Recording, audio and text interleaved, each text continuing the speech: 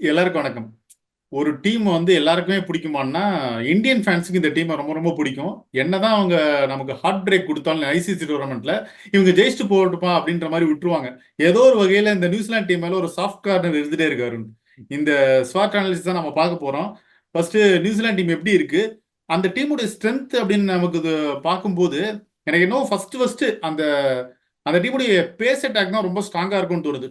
ஓவராலா bowling attack அந்த base plus spin நல்லா பிளெண்ட் ஆகி பிளேயிங் லெவன் காம்பினேஷனோட ஒர்க் அவுட் ஆகிறதுக்கு சான்ஸ் இருக்கோ அப்படின்னு தோணுது.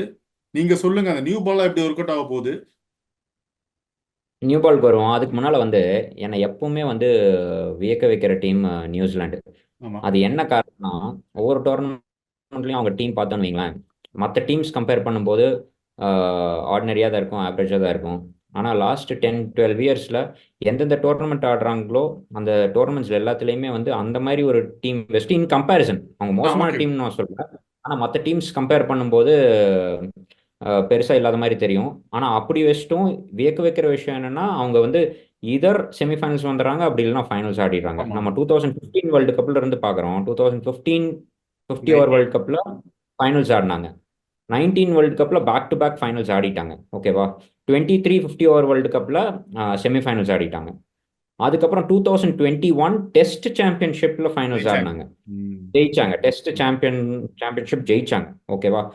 அதுக்கப்புறம் நடுவில் பார்த்தீங்கன்னா 2021 யூஏஇல நடந்த வேர்ல்டு கப். T20 வேர்ல்ட் கப்ல ஃபைனல்ஸ். ஓகேங்களா? 2022 ஆஸ்திரேலியாவில் நடந்த T20 வேர்ல்ட் கப்ல செமிஃபைனல்ஸ். ஆமா. பாகிஸ்தானோட தோப்பாங்க.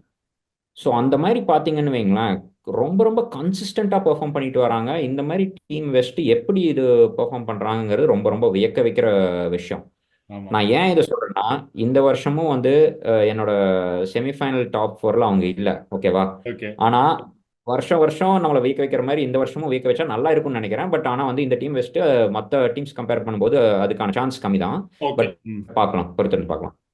ஸோ அதான் நம்ம ஸ்ட்ரென்த் பத்தி பேசும்போது pace okay. Bowling attack, strength coming bowling back. Attack. Strength bowling attack ரொம்ப ரொம்ப ஸ்ட்ராங். அவங்க ஃபாஸ்ட் பவுலர்ஸ் மட்டும் கிடையாது, பவுல்ட் மாதிரி அப் ஃப்ரண்ட் ஸ்விங் பண்ணக்கூடிய லெஃப்ட் ஆர்ம் ஃபாஸ்ட் பவுலர் வச்சிருக்காங்க. அதை தவிர அவங்க ஸ்பின் அட்டாக்கு ரொம்ப ரொம்ப சாலிட் ஸ்பின் அட்டாக். கரேபியன் மாதிரி கண்டிஷன்ஸ்ல, ம். யூஎஸ் மாதிரி கண்டிஷன்ஸ்ல போடக்கூடிய ஸ்பின் அட்டாக் நீங்க சாண்ட்னர் அண்ட் சோடி ரெண்டு பேருமே நல்லா பவுல் பண்ணுவாங்க. ஸோ அதனால நல்ல நல்ல பவுலிங் அட்டாக் அவங்களது. அது அவங்களுக்கு ஒரு பெரிய ஸ்ட்ரென்த்து. அதை தவிர நான் அவங்களுக்கு ஒரு பெரிய ஸ்ட்ரென்த்தாக என்ன பார்க்குறேன்னா, நீங்கள் 2022 T20 வேர்ல்ட் கப்பும் இப்போவும் ஒருத்தர் ரெண்டு பிளேயர் தான் அவங்க ஸ்குவாட்ல மாறி இருக்காங்களே தவிர, எல்லா த்ரூ அவுட் த டீம் அப்படியே தான் ஆடிட்டு இருக்காங்க. அது அவங்களுக்கு ஒரு எஸ். பெரிய ஸ்ட்ரென்த். மேபி ரச்சின் ரவீந்திரா மாதிரி புதுசா ஒரு பிளேயர் வந்திருக்காரே தவிர வேற பெருசா சேஞ்சஸ் கிடையாது. அவங்க டீம்ல மார்டின் கப்டிலுக்கு பதிலாக ரச்சின் ரவீந்திரா வந்திருக்காரு. ஆமா. மேபி இன்னொரு சேஞ்ச் இருக்கலாம், அவ்வளவுதானே தவிர ரொம்ப ரொம்ப எல்லாரையும் டீம்ல இருக்க எல்லாருக்கும் தெரியும். அந்த கெமிஸ்ட்ரி நல்லா ஒர்க் ஆகுது. ம். யார் என்ன பண்ணுவாங்கன்னு அவங்களுக்கு மட்டும் தெரியாது, மற்றவங்களுக்கும் நல்லா தெரியும். ஸோ இது எல்லாமே அவங்களுக்கு ஒரு பெரிய பாசிட்டிவ்.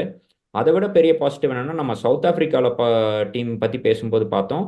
கெரேபியன் யூஎஸ்ல நிறைய லீக் ஆடி இருக்காங்க அப்படின்னு சொல்லிட்டு, அது அந்த எக்ஸ்பீரியன்ஸ் அவங்களுக்கு இருக்குன்னு சொல்லிட்டு, அதே மாதிரி எக்ஸ்பீரியன்ஸ் நியூசிலாந்து பிளேயர்ஸ்க்கும் இருக்கு. நிறைய New Zealand players around the equally. World ம். பிரான்ச்சைசி கிரிக்கெட் ஆடிட்டு இருக்காங்க.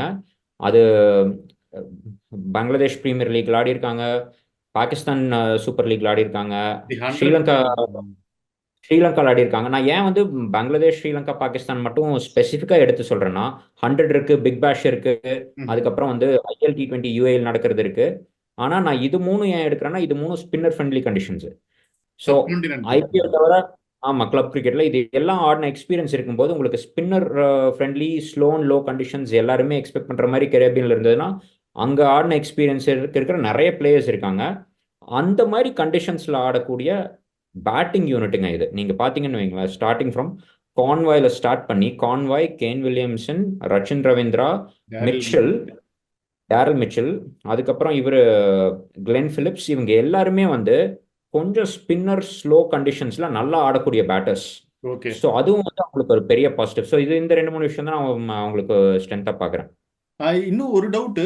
ரச்சின் ரவீந்திராவும் ஃபின் ஆலனும் ஒரே பிளேயிங் லெவலில் இருப்பாங்களா? கொஞ்சம் கஷ்டம்தாங்க. அது வந்து கண்டிஷன்ஸை பொறுத்து தான் இருக்கும். ஆனால் நீங்கள் எக்ஸ்ப்ளோசிவ் கிரிக்கெட் ஆடணும் அப்படின்னு நினச்சாங்கன்னா மேபி ரச்சின் ரவீந்திராவுக்கு பதிலாக ஃபின்னால் ஆட வைக்கலாம் அவங்க. ஓகே. அதே சமயம் கொஞ்சம் கண்டிஷன் ஸ்லோவாக இருக்க போகுது, நம்ம கொஞ்சம் ஸ்டெடி கிரிக்கெட் ஆடலாம்னு நினச்சாங்கன்னா, அதுவும் இல்லாமல் ரச்சின் ரவீந்திரா ஸ்பின் பவுலிங்கும் போடுவார். ஸோ அதனால ரச்சின் ரவீந்திரா ஆட வைக்கிறதுக்கான சான்ஸ் இருக்குது. ஆனால் ரெண்டு கார்ட்ஸும் வந்து நல்ல ஆப்ஷன்ஸ் தான் உங்களுக்கு, ரெண்டு ஆப்ஷன்ஸுமே. அதே மாதிரி மைக்கேல் பிரேஸ்வெல் எப்படி இருக்கும்? அவரு வந்து பிளேயிங் லெவலில் இருப்பாரா, பிரைமரி லெவலில்? கண்டிப்பாங்க. ஸோ என்னை பொறுத்த வரைக்கும் ஸோ இன்ஃபேக்ட் நான் உங்களோட வீக்னஸ் பார்த்தோன்னு வைங்களேன், போயிடலாம், வீக்னஸ்க்கு போயிடலாம். ஓகே. நான் நியூசிலாண்டோட வீக்னஸாக பார்க்கறது வந்து அவங்களுக்கு எக்ஸ் ஃபேக்டர் பிளேயர்ஸ் வந்து ரொம்ப கம்மி. நான் எக்ஸ் ஃபேக்டர் பிளேயர்ஸ்னா யார் சொல்லுவேன்னா, ஒரு சூரியகுமார் யாதவ் மாதிரி பிளேயரோ, ஓகே. அப்படி ஓகே. இல்லைன்னா ஒரு மிச்சல் ஸ்டார்க் மாதிரி பிளேயரோ, ஓகே. ஜோஃப்ரா ஆர்ச்சர் மாதிரி பிளேயர், கிளென் மேக்ஸ்வெல் மாதிரி. ஸோ அந்த மாதிரி வந்து Tristan Stubbs, okay. Klaasen, Andre Russell, so அவங்கெல்லாம் தான் வந்து அந்த மாதிரி எக்ஸ் ஃபேக்டர் பிளேயர்ஸ். ஸோ ஆமா. ஒவ்வொரு டீம் அட்லீஸ்ட் ஒரு 3-4 பிளேயர்ஸ் ஆவது match winners, explosive players, X factor players இருக்காங்க. ஓகே. ஆனா நீங்க நியூசிலாந்துல பாத்தீங்கன்னு வைங்களேன், அந்த மாதிரி எக்ஸ் ஃபேக்டர் பிளேயர்ஸ் வந்து கொஞ்சம் கம்மி. மற்ற டீம்ஸ் கம்பேர் பண்ணும்போது இல்லைன்னு சொல்ல மாட்டேன், ம். ஆனா மற்ற டீம்ஸ் கம்பேர் பண்ணும்போது கொஞ்சம் கம்மி. நான் வந்து மைக்கேல் பிரேஸ்வெல் அந்த எக்ஸ் ஃபேக்டர் பிளேயரை நினைக்கிறேன் நியூசிலாண்டுக்கு. ஓகே. என்ன ரீசன்னா, அவங்களோட வீக்னஸ் அதே தான், அந்த எக்ஸ் ஃபேக்டர் பிளேயர்ஸ் கம்மியாக இருக்கிறது ரீசன். ஆனால் ஒரு சில பிளேயர்ஸ் இருக்காங்க அந்த மேட்ச் வந்து அவங்களோட கையில் எடுத்து அவங்களா ஜெயிக்க வைக்கிற பிளேயர்ஸ். ஸோ அது வந்து கிளென் பிலிப்ஸ் அந்த மாதிரி தான், மைக்கேல் பிரேஸ்வெல் அந்த மாதிரி தான். ஸோ அந்த மாதிரி ஓகே. வந்து பிளேயர்ஸ் வந்து கண்டிப்பாக ஆடுவார். மைக்கேல் பிரேஸ்வெல் கண்டிப்பாக லெவனில் இருப்பார். அவர் வந்து எக்ஸ் ஃபேக்டர் பிளேயரும் கூட. அவங்களுக்கு அது ஒரு வீக்னஸாக இருந்தாலும் பட் அவங்க இந்த 2-3 பிளேயர்ஸ் வந்து கிளிக் ஆகிட்டாங்கன்னா மேட்ச் வந்து அவங்களே ஜெயிச்சிடலாம். ஸோ நம்ம வந்து அது T20 வேர்ல்டு கப்லேயே பார்த்தோம். ஒரே ஒரு மேட்ச்சில் அவங்க இந்தியா வந்து 398 அடிச்சிட்டாங்க. ம். ஆனால் வந்து நியூசிலாந்து வந்து கிட்டத்தட்ட 42nd 43rd ஓவர் வரைக்கும் சேஸில் இருந்தாங்க. அது ஓகே. காரணம்னா டேரல் மிச்சல் ஒரே ஆளாக அடிச்சிட்டு இருந்தாரு. ஸோ அந்த மாதிரி ம். ஒரே ஒருத்தர் மட்டும் ஆடி ஜெயிக்க வைக்கிறதுக்கும் சான்ஸ் நிறையா இருக்குது நியூசிலாந்து மாதிரி டீமில். ஓகே. இந்த வீக்னஸோட இன்னொரு பார்ட் போறதுக்கு முன்னாடி இந்த ஸ்ட்ரென்த் ஒரு ஞாபகம் வருது, தெரியல. அது நீங்க தவறா இருந்தாலும் நீங்க சொல்லுங்க. நியூசிலாந்து டீம்ல வந்து நிறைய இந்த மல்டி டைமென்ஷன், இந்த 3D பிளேயர்ஸ் மாதிரி நிறைய பேர் இருக்காங்க. உதாரணத்துக்கு Glenn Phillips, Daryl Mitchell, Jimmy Neesham, Mark Chapman, Rachin Ravindra, இவங்களை எப்படி வேணா யூஸ் பண்ணலாமா? அது வந்து யூஸ் ஆகுமா இந்த T20 வேர்ல்டு கப்ல?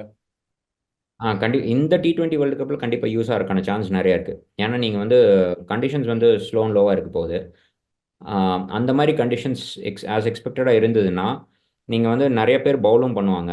ஓகே. ம், அவங்க கிட்ட இருந்து ஓவர்ஸும் வாங்கிடலாம். செகண்ட் பேட்டிங் வந்து ரொம்ப பவர்ஃபுல்லாக நீங்கள் அடிக்கவும் வேண்டியதில்லை. ஒரு 160 to 170 தான் பார் ஸ்கோராக இருக்கிற பட்சத்தில் நீங்கள் ம். வந்து டேரல் மிச்சல்லாம் நல்ல பிளேயர். ஒரு 200க்கு மேலே போயிட்டா தான் அவரால் ஹிட் பண்ண முடியல பால் நம்பர் 1 இருந்து. ஓகே. ஆனால் ஒரு 160 170 இருந்துச்சுன்னா அவர் ஒரு 5-6 பால் ஆடிட்டு அதுக்கப்புறம் ஹிட் பண்ணலாம். ஸோ டேரல் மிச்சலும் அந்த மாதிரி பிளேயர் தான், கான்வேயும் அந்த மாதிரி பிளேயர் தான். நம்ம கான்வே பற்றி பேசவே இல்லை. ஓகே. அதுக்கப்புறம் ரச்சின் ரவீந்திராவும் அதே மாதிரி பிளேயர் தான். ஸோ அந்த மாதிரி நிறைய பிளேயர்ஸ் வச்சிருக்காங்க. இன்ஃபேக்ட் கேன் வில்லியம்சன் கூட 160 170 கேம்ஸில் ம். கேன் வில்லியம்ஸ் வந்து ஒரு மாஸ்டர் பேட்டர். ஸோ அது எல்லாமே அவங்களுக்கு பெரிய பாசிட்டிவ்ஸ் தான். கம்மிங் பேக் டு வீக்னஸ்ல இன்னொரு விஷயம். நீங்க சொல்லுங்க அது. அதாவது இப்போ ஆஸ்திரேலியா, இங்கிலாந்து நம்ம கம்பேர் பண்ணுவோம், இல்ல சவுத் ஆப்பிரிக்கா, வெஸ்ட் இண்டீஸ், இந்த மாதிரி டீமுக்கு ஒரு T20 ஸ்டைல் இருக்குல்ல, அதை கம்பேர் பண்ணும்போது நியூசிலாந்துக்கு கம்மியா தான் இருக்கா அவங்களுடைய சமீப கால பெர்ஃபார்மன்ஸ் இன்டர்நேஷனல் லெவல்ல? நான் அதாங்க ஃபர்ஸ்ட் சொன்னதே ஆமா. சொல்லி ஓகே. டீம்ல பார்க்கும்போது அவங்களோட மற்ற டீம்ஸ் கம்பேர் பண்ணும்போது அது கம்மியாக தான் இருக்கிற மாதிரி தெரியுது. ஓகே. ஏதாவது பண்ணி டோர்னமெண்ட் கிரிக்கெட்ல வந்து அவங்க ஒரு நல்ல பெர்ஃபார்மன்ஸ் கொடுத்து அந்த மாதிரி T20 டெம்ப்ளேட்ல ஆடக்கூடிய பிளேயர்ஸ் இல்லைனாலும் ஏதாவது கலெக்டிவ் பெர்ஃபார்மன்ஸ்ல வந்து மேலே வந்துடுறாங்க. So okay. அதுதான் வந்து இந்த டோர்னமெண்ட்லையும் எடுக்குதான்னு பார்க்கணும். சரி. சரி. ஆம், எனக்கு தெரிஞ்சு மற்ற நீங்கள் ஒரு இவங்களை வந்து நான் ஒரு 6th பிளேஸ் ஃபினிஷ் பண்ணுவாங்கன்னு நான் நினைக்கிறேன். ஓகே. ஓகே. இப்போ டாப் 4ல் வந்து India, West Indies, South Africa, England வச்சுருக்கேன். Closely, very closely Australia in 5th place. அதுக்கப்புறம் நியூசிலாந்து வருவாங்கன்னு நினைக்கிறேன். ஆனால் ஒரு வருஷம் வருஷம் டோர்னமெண்ட் ஆஃப்டர் டோர்னமெண்ட் பார்க்குற மாதிரி இவங்க இவங்க டாப் 4ல் வரக்கும் சான்ஸ் இருக்குது, சொல்ல முடியாது. ஆனால் என்னோட டாப் 4ல் இவங்க இல்லை. ஸோ இப்போ யாருக்கான ஆப்பர்ச்சுனிட்டியா இருக்க போகுது நியூசிலாண்டுக்கே ஒரு ஆப்பர்ச்சுனிட்டி தான் இல்லை? ஏன்னா கடைசியா லிமிடெட் ஓவர் ஃபார்மட்ல ஒரு சாம்பியன்ஸ் ட்ராஃபி ஜெயிச்சாங்க. அப்புறமா 2021 தான் டெஸ்ட்டுக்கான வேர்ல்டு கப் அந்த ICC டோர்னமெண்ட் ஜெயிச்சாங்க. அதுக்கப்புறம் எந்த ஒரு டோர்னமெண்ட்டாகவும் அவங்க வின் பண்ணல லிமிடெட் ஓவர் ஃபார்மட்ல. கண்டிப்பாங்க. இது அவங்களுக்கு ஒரு பெரிய ஆப்பர்ச்சுனிட்டி. லாஸ்ட் 10 இயர்ஸில் பார்த்தீங்கன்னா ஆல்மோஸ்ட் எவ்ரி டோர்னமெண்ட்டில் செமிஃபைனல்ஸ் வந்துடுறாங்க. ஆல்மோஸ்ட் எவ்ரி செகண்ட் டோர்னமெண்ட்டில் ஃபைனல்ஸ் கூட ஆடிட்டாங்க. ஓகே. ஆனால் அவங்களுக்கு லக் இல்லையா என்னன்னு தெரியல, அந்த கப்பு மட்டும் ஜெயிக்க முடியல. ஸோ இந்த வருஷமும் நீங்கள் அவங்களோட டீமை வச்சு கம்பேரிஷன், டீம் அண்ட் கண்டிஷன்ஸ் ரெண்டும் இன்க்ளூட் பண்ணீங்கன்னா ஓகே. வந்து டீசெண்டாக பெர்ஃபார்ம் பண்ணக்கூடிய டீம் தான் டீசெண்டாக பெர்ஃபார்ம் பண்ண சான்ஸ் இருக்கு. நல்ல கேப்டன் வச்சிருக்காங்க கேன் வில்லியம்சன். ஆமா. அதனால இந்த வருஷமும் அவங்களுக்கு நல்ல ஆப்பர்ச்சுனிட்டி தான். ஸோ கன்ஃபார்மா, ஆனா கிளென் பிலிப்ஸ், ஃபின் ஆலன் இவங்களுக்குலாம் இது ஒரு மிகப்பெரிய சான்ஸா இருக்க, அது மிகப்பெரிய ஆப்பர்ச்சுனிட்டியா இருக்க போகுது இந்த வேர்ல்டு கப் அவங்க டேலண்ட்டை ப்ரூவ் பண்றதுக்கு.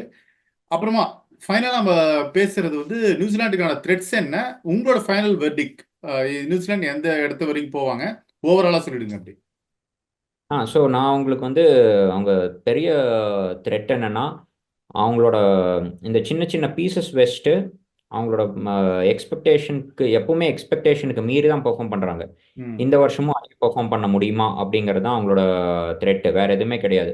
So okay. அதை வந்து எப்பவுமே அதை அதை வந்து பெருசாக பொருட்படுத்தாமல் ஆடி நம்ம பெர்ஃபார்மன்ஸ் காமிக்கலாம்னு சொல்கிற டீம் அது. அதே மாதிரி இந்த தடவையும் ஆடினாங்கன்னா சூப்பர் எயிட்ஸ் கன்ஃபார்மாக வந்துடுவாங்க. அதில் எனக்கு எந்த டவுட்டுமே கிடையாது. சூப்பர் எயிட்ஸில் வந்து ஒரு சில டீம்ஸ் தவிர மற்ற எல்லா டீம்ஸுமே வந்து ரொம்ப ரொம்ப பவர்ஃபுல் டீம்ஸுங்க. சூப்பர் எயிட் ஆடக்கூடிய டீம்ஸ் நீங்கள் ம். வந்து நாம டாப் 4 டீம்ஸ் சொல்லிட்டோம். ஆஸ்திரேலியா சொல்லிட்டோம், நியூசிலாந்து சொல்லிட்டோம். அதை தவிர மேபி இங்கிலாந்து. ஆப்கானிஸ்தான், ஸ்ரீலங்கா. ஸோ அந்த ம். 8 டீம் வந்து டாப் 8ல் வரக்கு சான்ஸ் இருக்கு. சரி. ஸோ அந்த மாதிரி டாப் 8ல் வந்துட்டாங்கன்னா அதுக்கப்புறம் வந்து ஆன் த டே எப்படி ஆடுறாங்கிறதுலாம் இருக்கு. இன் இன் கம்பேரிசன் பார்க்கும்போது அவங்க சூப்பர் எயிட்டில் டாப் 6ல் முடிப்பாங்கன்னு நான் நினைக்கிறேன். அதுதான் என்னோட ஃபைனல் வேர்டிக்ட். But okay. அவங்க செமிஃபைனல்ஸ் போனாங்களோ அப்படின்னா ஃபைனல்ஸ் போனாங்களோ அப்படின்னா கப்பு ஜெயிச்சாங்கனாலோ பிளசன்ட் சர்ப்ரைஸாக இருக்கும். ஓகே. நீங்கள் சொன்ன மாதிரி செகண்ட் ஃபேவரட் தான். ஓகே. ஸோ அருண் சொல்லிட்டாரு இந்த மாதிரி ஆக்சுவலாக சர்ப்ரைஸ் கொடுக்க சான்ஸ் இருக்குன்ற மாதிரி சொல்லியிருக்காரு. ஸோ நாமளும் பார்ப்போம், பொறுத்திருந்து பார்ப்போம் என்ன நடக்க போகுது அப்படின்னு. வியூஸும் இந்த ஸ்வாட் அனாலிசிஸ் பற்றி சொல்லட்டும் எப்படி இருக்குன்னு. உங்களுடைய கருத்துக்கும் மிக்க நன்றி அருண். நம்ம தொடர்ந்து பேசுவோம். நன்றி ஆனந்தன், நன்றி.